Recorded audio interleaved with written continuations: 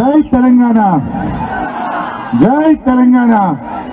కేసీఆర్ గారి నాయకత్వం. గౌరవనీయులు, సభాధ్యక్షత వహిస్తున్న మిత్రులు, మాజీ జిల్లా పరిషత్ చైర్మన్, డైనమిక్ లీడర్ లింగాల కమల్ రాజు గారు, మాజీ మంత్రివర్యులు, మన కరీంనగర్ ఎమ్మెల్యే, మన కేసీఆర్ గారు ముద్దుగా భీముడు అని పిలుచుకునే మన గంగుల కమలాకరణ గారు, అదేవిధంగా మాజీ మంత్రివర్యులు, మన ఖమ్మం జిల్లా ముద్దుబిడ్డ మిత్రులు పువ్వాడ అజయ్ కుమార్ గారు, రాజ్యసభలో మన డిప్యూటీ లీడర్, రెండవసారి మరి ఖమ్మం జిల్లా నుంచి కేసీఆర్ గారు ఒక బీసీలకు అవకాశం ఇవ్వాలని రెండవసారి ఎంపీగా రాజ్యసభకు పంపించారు గౌరవనీయులు వడ్డిరాజు రవిచంద్ర గారు,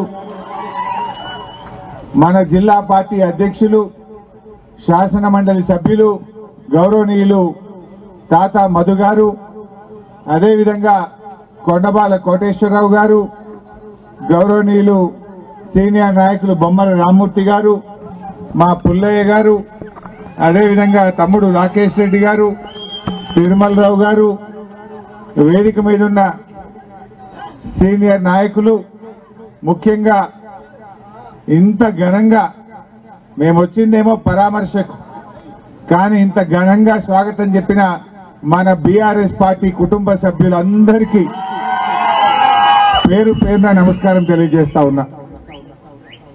ఈరోజు పొద్దున్నే ఖమ్మం మార్కెట్ యార్డ్ వెళ్ళాం. రైతులందరూ కళ్ళల్లో నీళ్లు పెట్టుకుని బాధపడుతున్నారు. కేసీఆర్ ఉండగానే బాగుండే, కేసీఆర్ సార్ మళ్లీ రావాలి, కేసీఆర్ ప్రభుత్వమే రావాలి అని చెప్పి ఖమ్మం రైతులందరూ చెప్తా ఉన్నారు. కేసీఆర్ ఉండగానే మాకు బాగుండే సార్ అని చెప్తా ఉన్నారు. మళ్ళా వచ్చేది మన ప్రభుత్వమే అని ఖమ్మం రైతులందరూ కూడా చెప్తా ఉన్నారు. ఏమైంది? ఇలా మార్పు మార్పు అన్నారు. ఏం మార్పు వచ్చింది చెల్లె? ఏమన్నా మార్పు వచ్చిందా? వచ్చింది ఒక మార్పు అయితే వచ్చింది. రైతు బంధు బంద్ అయింది. మార్పు వచ్చింది. బతుకమ్మకు చీరలు బంద్ అయినాయి. మార్పు వచ్చింది. సర్కార్ దవాఖానకు పోతే కేసీఆర్ కిట్ అయితే బంద్ అయింది. మార్పు వచ్చింది. గర్భిణీ స్త్రీలకు న్యూట్రిషన్ కిట్లు బంద్ అయిపోయినాయి. మా దళిత సోదరులకు దళిత బంధు బంద్ అయిపోయింది. మార్పు వచ్చింది. మా గొల్ల కుర్మలకు గొర్రె పిల్లలు బంద్ అయిపోయినాయి. మా బీసీలకు బీసీ బంద్ బంద్ అయిపోయింది.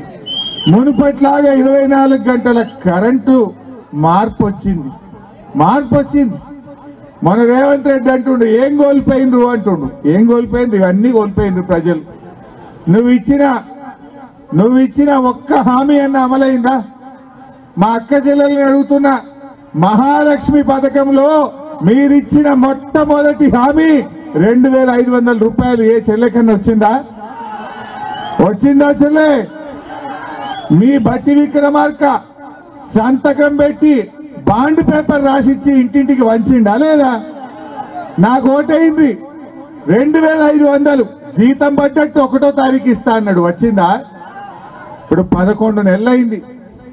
11 నెలలంటే 27,500 రూపాయలు ఒక్కొక్క అక్కకు చెల్లెకు కాంగ్రెస్ పార్టీ బాకీ పడ్డది. ఏదో ఉత్సవాలు చేస్తుండ్రు. ఏడాది పాలన నిండిందట, ఉత్సవాలు చేస్తుండ్రు. అందరినీ మహిళల్ని తీసుకుపోయి చేస్తున్నారు. నేను అడుగుతున్న మా అక్క చెల్లెలను, ఇవాళ కాంగ్రెస్ పార్టీ ప్రతి అక్కకు చెల్లెకు 27,500 రూపాయలు బాకీ పడ్డదా లేదా? నెలకి 2,500. 11 నెలలు నిండి 12 నెలకు వచ్చింది. మరి ఆ పైసలు ఇవ్వాలో వద్దా? కాంగ్రెస్ పార్టీ 27,500 అక్క చెల్లెలకు ఇవ్వాలని డిమాండ్ చేస్తున్నా. ఏమిచ్చింది? అక్క చెల్లెళ్ళ ఓట్లేసుకొని మోసం చేసింది.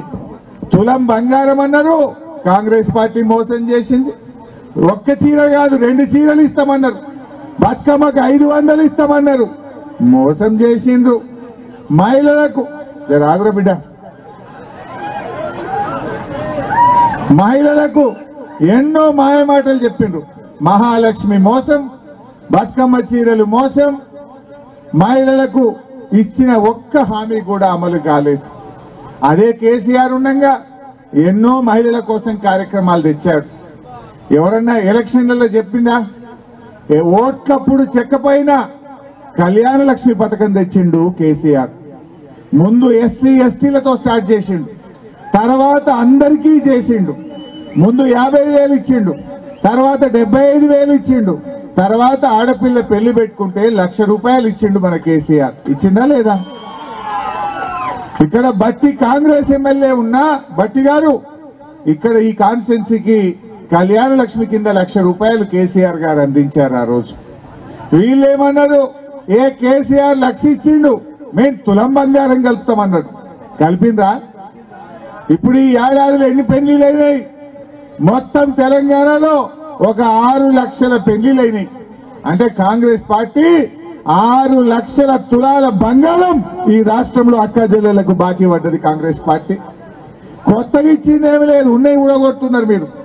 సర్కార్ దవాఖానలో ఎంత మంచుకుంటుండే, బిడ్డ ఖమ్మంలో కాన్పుకు పోతే కడుపు నిండా అన్నం పెట్టి కాన్పు చేసి కేసీఆర్ కిట్ ఇచ్చి తల్లిని పిల్లను ఆటో కిరాయి లేకుండా మీ ఊర్లో దించలేదా కేసీఆర్?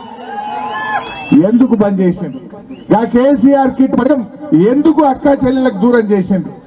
నేను చెప్పిన అసెంబ్లీలో కేసీఆర్ పేరుంటే మీకు నచ్చకపోతే మీ బుద్ధున్న పేరు పెట్టుకోండి, కానీ పథకాన్ని మాత్రం కొనసాగించండి అన్నాం. కానీ చేసిండ్రా? అంటే మహిళలకు ఉన్న పథకాలు ఊడగొట్టిండ్రు. ఏమన్నంటే బస్సు వ్యక్తేమో అంటారు, బస్సు తప్ప అంత తుస్సే. అరే ఊళ్ళే సగం మంది బస్సు ఎక్కరు. 2,500 ఇస్తే మా అక్క చెల్లెలు బాగుపడకపోదురా?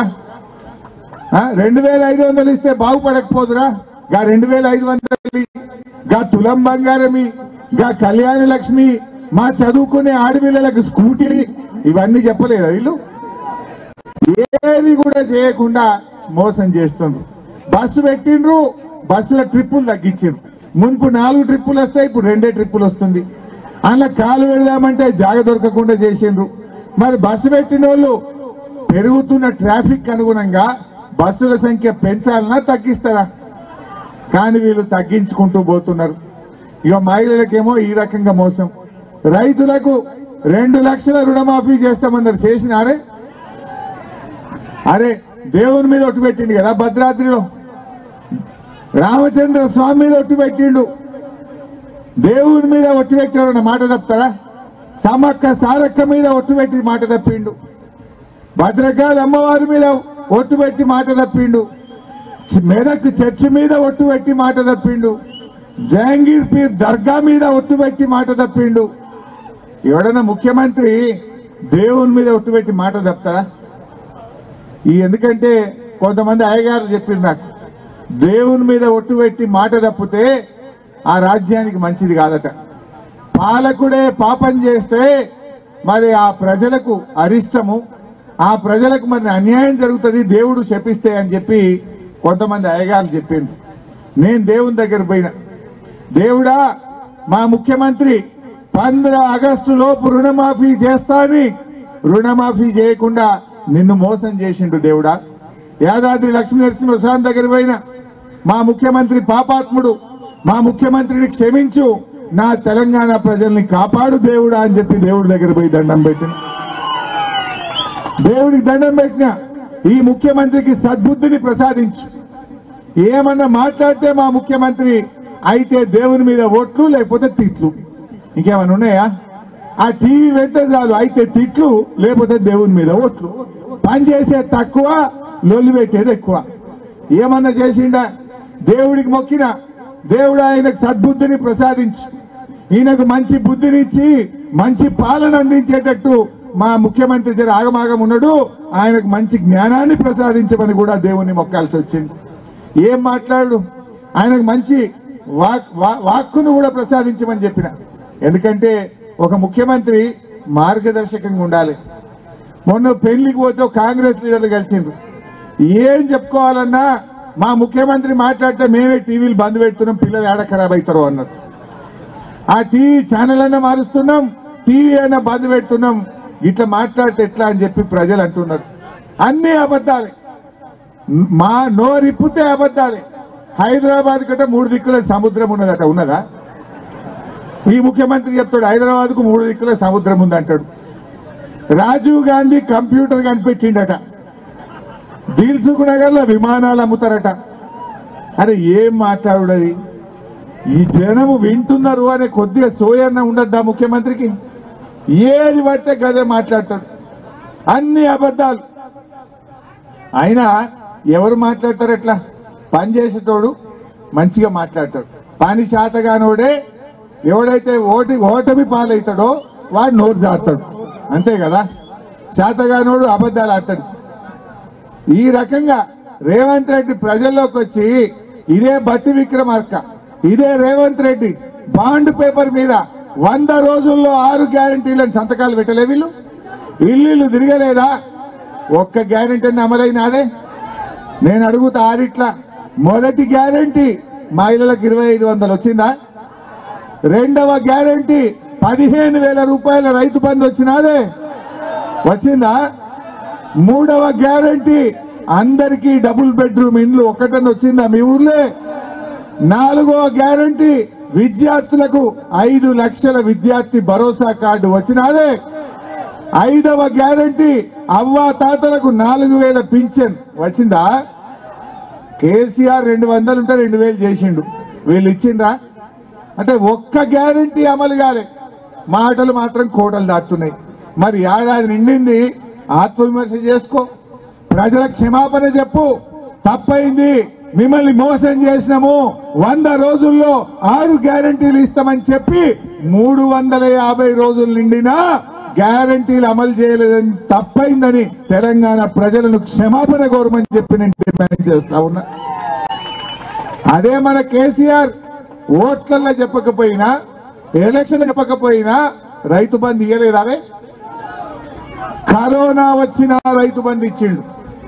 కరోనా కష్టకాలంలో కూడా మంత్రుల ఎమ్మెల్యేల జీతాలు బంద్ పెట్టిండు, ఉద్యోగస్తులకు సగం జీతం ఇచ్చిండు, కానీ రైతులకు మాత్రం రైతు బంధు ఇచ్చి చూపించిండు కేసీఆర్. మరి వీళ్ళెందుకు బంద్ పెట్టిండు? 15,000 ఇస్తామన్నారు, ఇంత 10,000 ఎగ్గొట్టిండ్రు. రైతు కూలీలకు 12,000 ఇస్తామన్నారు, అది కూడా ఎగ్గొట్టిండ్రు. ఏ ఒక్కటి కూడా చెయ్యని మోసపూరిత పార్టీ కాంగ్రెస్ పార్టీ, అవునా కాదా?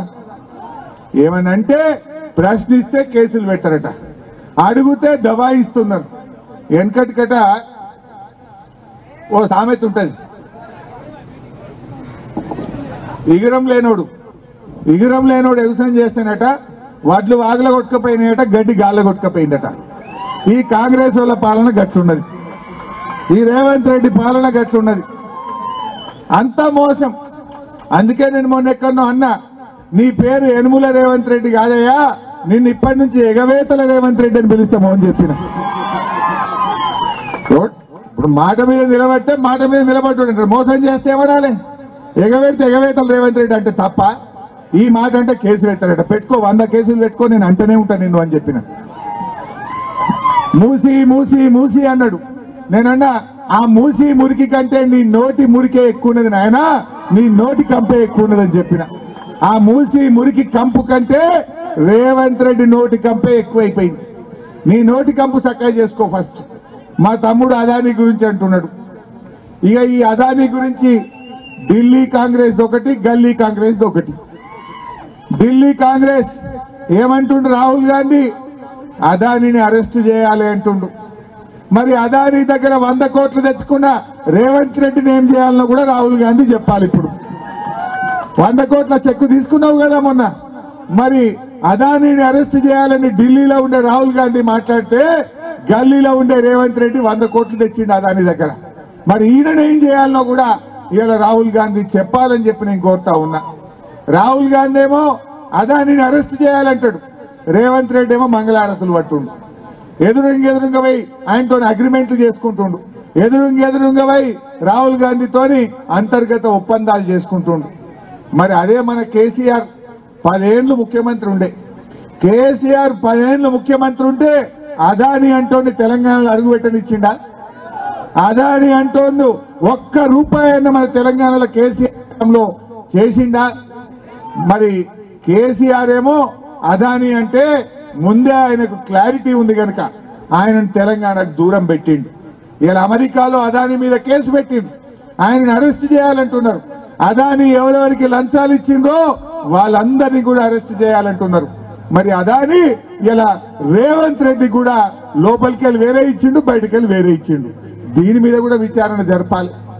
అందువల్ల ఇలా ప్రజలు కూడా గమనిస్తున్నారు, ఎవరి దక్షత ఏందో ఎవరేందో ప్రజలకు అర్థమవుతుంది. 10 ఏళ్లు కేసీఆర్ ముఖ్యమంత్రి ఉంటే అదానిని తెలంగాణలో అడుగు పెట్టనీయలేదు. ఏడాది లోపలనే రేవంత్ రెడ్డి అదానితోని అగ్రిమెంట్ల మీద అగ్రిమెంట్లు చేస్తుండ్రు. అంటే మంచి ఏందో చెడేందో ఇలా ప్రజలు కూడా అర్థం చేసుకుంటున్నారు. పాలేందో నీళ్ళేందో ప్రజలకు అర్థమైతా ఉంది. ముఖ్యంగా ఈరోజు మేము ఈ గ్రామానికి, నేను ఆ రోజు ప్రభాకర్ గారు చనిపోయినప్పుడు రావాలనుకున్నా, అనుకోకుండా ఢిల్లీ పోవడం వల్ల ఒక ముఖ్యమైన పని మీద నేను ఆ రోజు ఈ గ్రామానికి రాలేకపోయాం. మరి ముఖ్యంగా మా పుల్లయ్య గారు మంచి ఉద్యమకారుడు, మంచి బలమైన పార్టీ కార్యకర్త. అక్రమంగా అన్యాయంగా మా పుల్లయ్య గారిని అరెస్ట్ చేయడం జరిగింది. ప్రభాకర్ కుటుంబానికి ఓదార్చి మా పుల్లయ్యకు మరి గుండె నిండా ధైర్యాన్ని ఇవ్వడం కోసమే ఇవాళ మీ దగ్గరికి మేము రావడం జరిగింది. ఇప్పుడే ప్రభాకర్ ఇంటికి కూడా వెళ్ళొచ్చాం. ఆయన బీఆర్ఎస్ పార్టీ కాదు, బీఆర్ఎస్ పార్టీ కాకపోయినా ఒక మనిషికి అన్యాయం జరిగింది.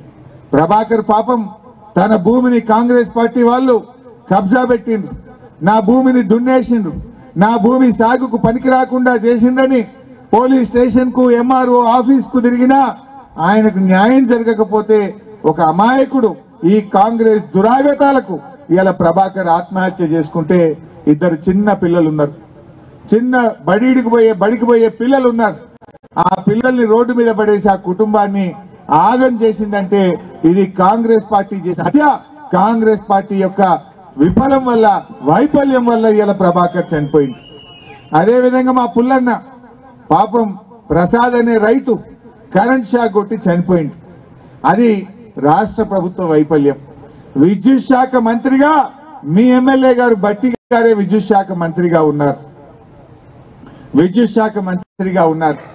ఆ విద్యుత్ శాఖ తప్పిదం వల్ల కరెంట్ షాక్ కొట్టి ప్రసాద్ చనిపోతే ఎవరమైనా ఏమంటాం, అయ్యో అన్యాయంగా మనిషి చనిపోయిండు, ఆ కుటుంబాన్ని కాపాడండి, ఆ కుటుంబానికి ప్రభుత్వం సాయం చేయాలని చెప్పి అడుగుడు తప్ప, ఎవరైనా అన్యాయంగా చనిపోతే ప్రభుత్వ వైఫల్యం వల్ల ఒక మనిషి చనిపోతే ఆయనకు ఎక్స్గ్రేషియా ఇవ్వండి, ఆ కుటుంబాన్ని ఆదుకోండి అని అడగడం తప్ప.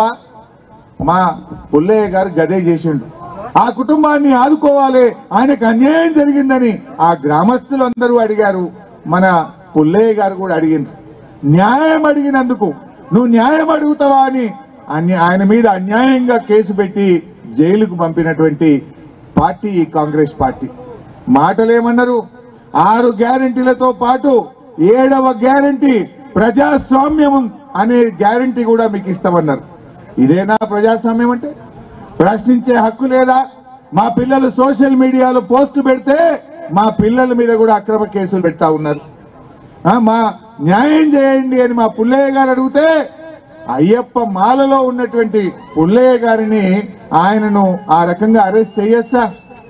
పుల్లయ్య గారు చాలా గౌరవప్రదంగా ప్రజల కోసం, పేదల కోసం ఒక మంచి నాయకుడిగా పనిచేసే పుల్లయ్య గారి మీద ఈ రకంగా చేస్తా ఉంటారు. ఈ సందర్భంగా నేను పోలీసులకు కూడా చెప్తా ఉన్నా, మొన్న ఆంధ్రప్రదేశ్ లో ఏమైందో చూడండి. ఏ పోలీసులు అయితే రేపు ఎక్స్ట్రాలు చేస్తున్నారో వడ్డీతో సహా మీకు చెల్లిస్తాం, జాగ్రత్త అని హెచ్చరిస్తా ఉన్నాం. బిడ్డ వదిలిపెట్టాం. మంచికి మంచి అన్యాయంగా కేసులు పెడితే, అక్రమంగా కేసులు పెడితే, మా కార్యకర్తలను అకారణంగా ఇబ్బంది పెడితే రేపు ఆ పోలీసులకు తగిన శాస్తి చేయడం జరుగుతుందని చెప్పి కూడా ఈ సందర్భంగా హెచ్చరిస్తా ఉన్నాం. మీరు పోలీసులు ఒక పార్టీకి కాదు, రాజ్యాంగానికి లోబడి పనిచేయాలి, చట్టానికి లోబడి పనిచేయాలి.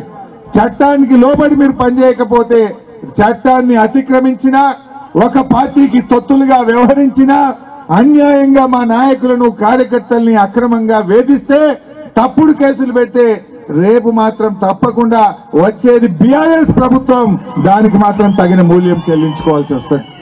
వీటన్నిటి మీద ఎంక్వైరీలు పెడతాం. తప్పకుండా మీ మీద తగిన చర్య కూడా తీసుకుంటామని చెప్పి కూడా చెప్తా ఉన్నా. న్యాయంగా ఉండండి, చట్టానికి లోబడి పనిచేయండి. కానీ అన్యాయంగా పనిచేస్తే మాత్రం బీఆర్ఎస్ పార్టీ ఊరుకోదు. అయినా మీరు కూడా కార్యకర్తలతో ఈ చింతకాని మండలం వాస్తవానికి కేసీఆర్ గారు ఎంతో ప్రేమతో ఇక్కడ దళిత బంధు కార్యక్రమానికి ఈ మండలానికి ఇచ్చారు. దాదాపు 3200 మందికి పైగా ఇక్కడ అకౌంట్లు ఓపెన్ చేసి ఇచ్చారు. మరి ఇంకా కొంత డబ్బు రావాలి. పాడి పశువులు కొనుక్కుంటే సెకండ్ ఇన్స్టాల్మెంట్ రావాలి. రెండవ ఇన్స్టాల్మెంట్ ఎందుకు ఇవ్వడం లేదు అని నేను అడుగుతా ఉన్నా. బట్టి విక్రమార్క గారు వెంటనే ఈ చింతకాని మండలంలో కేసీఆర్ గారు ఇచ్చిన దళిత బంధులోని రెండవ ఇన్స్టాల్మెంట్ ను విడుదల చేయాలని చెప్పి కూడా బీఆర్ఎస్ పార్టీ డిమాండ్ చేస్తా ఉంది. రేపు అసెంబ్లీ ఉంటుందంటున్నారు. డిసెంబర్ 9 తర్వాత రేపటి అసెంబ్లీ సమావేశాల్లో మా చింతకాని మండల దళిత బంధు గురించి కూడా బీఆర్ఎస్ పార్టీ మీ గురించి ప్రశ్నిస్తుంది, మీ గురించి మాట్లాడతామని చెప్పి కూడా మీకు ధైర్యాన్ని ఇస్తా ఉన్నాం. ఎందుకంటే ఆల్రెడీ మీ scheme sanction scheme, ongoing programme. కొంతమందికి మొత్తం వచ్చినాయి, కొంతమందికి 2 ఇన్స్టాల్మెంట్లు వచ్చినాయి, కొంతమందికి ఇంకా డబ్బు రావాల్సింది ఉంది. వారందరికీ కూడా తప్పకుండా అందించాలని చెప్పి కూడా నేను ఈ సందర్భంగా డిమాండ్ చేస్తా ఉన్నా. మిత్రులారా, మరి బీఆర్ఎస్ కార్యకర్తలు ధైర్యంగా ఉండండి. మీకు ఎప్పుడు ఏ కష్టం వచ్చినా బీఆర్ఎస్ పార్టీ మీకు అండగా ఉంటుంది. ఎవరు అధైర్యపడకండి. ఇలా రాష్ట్రంలో ఎవరిని కదిలిచ్చినా అంటున్నారు, మళ్ళొచ్చేది మనదే సార్ మనదే సార్ అంటుంది. మేము ఖమ్మంలో కానీ హైదరాబాద్ లో రోడ్ల మీద పోతుంటే ఆటో డ్రైవర్లు కానీ రోడ్డు మీద మోటార్ సైకిల్ మీద పోయేటోళ్ళు కూడా చూసి సార్ మళ్ళా మనదే మనదే గట్టిగా ఉండండి సార్ అని చెప్పి మాకు చేయిలు చూపుతా ఉన్నారు. అంటే ప్రజలకు తెలిసింది ఇప్పుడు కేసీఆర్ మంచిగా ఉండే, కేసీఆర్ ఉన్నప్పుడే టైం మీద రైతు బంద్ వేసిండు, కేసీఆర్ ఉన్నప్పుడే మంచిగా కరెంట్ ఇచ్చిండు, కేసీఆర్ ఉన్నప్పుడే అక్క చెల్లెలను మంచిగా చూసుకున్నాడు, కేసీఆర్ మంచిగా ఉండే అనేటువంటి విషయం ఇవాళ రాష్ట్ర ప్రజలకు అర్థమైతా ఉంది. తప్పకుండా మనం కూడా న్యాయంగా ధర్మంగా నిలబడదాం, ప్రజల పక్షాన పోరాడదాం. 6 గ్యారంటీలు అమలు చేసేదాకా ఈ కాంగ్రెస్ పార్టీని వెంటబడాల్సిందే. మెడలు వంచి 6 గ్యారంటీలు అమలు చేయించేదాకా కూడా మీ వెంట ఉంటామని చెప్పి మనవి చేస్తా ఉన్నా. అక్క చెల్లెళ్లకు 2500 వట్టికిచ్చుడు కాదు, పాత బకాయిలు ఇవ్వాలి, అన్ని కలిపి ఇవ్వాలి. చంద్రబాబు నాయుడు ఇవ్వలేదు ఆంధ్రలో. మొన్న 2000 పింఛన్ 4000 చేసిండు. చేస్తే పాత 2 నెలలు కలిపి 6,000 8,000 ఒక్కటేసారి ఇచ్చిండు. ఈడ అవ్వా తాతలకు కూడా 4,000 ఇస్తాను బిడ్డ నువ్వు. ఎందుకంటే కేసీఆర్ 200 1000 అంటే 1000 చేసిండు. మళ్ళా గెలిస్తే 1000 2000 చేస్తా అంటే 2000 చేసిండు. మరి నువ్వు 2000 4000 చేస్తాను ఓట్లు వేయించుకున్నావు, చేయాలన్నా వద్దా? 4000 రూపాయలు వడ్డీతో సహా ఆంధ్రాలో చంద్రబాబు నాయుడు ఎట్లయితే పాత బకాయిలు కల్పించిండో మా అవ్వా తాతలకు కూడా అది 22,000 కలిపి 4,000 పింఛన్ ఇవ్వాలని చెప్పి కూడా బీఆర్ఎస్ పార్టీ డిమాండ్ చేస్తుంది. జై తెలంగాణ.